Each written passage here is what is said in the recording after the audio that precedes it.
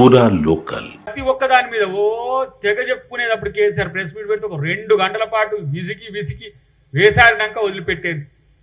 అలాంటి మనిషి అలా నోరు మూసుకొని ఉన్నాడు. ఎందుకంటే కేటీఆర్కి చెప్తున్న మెయ్య బయటకు వచ్చి మాట్లాడేదానికి మాటలు లేవు.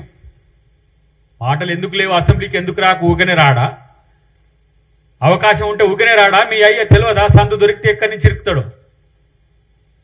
ఏ తప్పు రేవంత్ రెడ్డి గారు ఎక్కడ ఏ తప్పును పట్టుకొని వీరబాదులు ఉంటుందో అని చెప్పి భయపడి రావట్లేడు తప్పితే కేసీఆర్కి రాకపోవడానికి ఏముంది?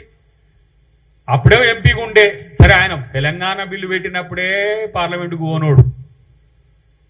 ఆయన పాత్ర ఎక్కడనైనా పరిమితమే.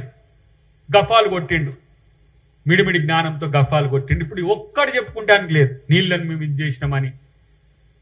ఆయన సోకాళ్ళు కొంతమంది ఉంటారు ఆ చుట్టుమంది. ఇప్పుడు వాళ్ళు అంతా ఇన్ని రోజులు తెలంగాణ అస్తిత్వం, తెలంగాణ యొక్క ఉనికి, తెలంగాణ ప్రతీక వీళ్ళకి 9 సంవత్సరాలు కనపల్లే.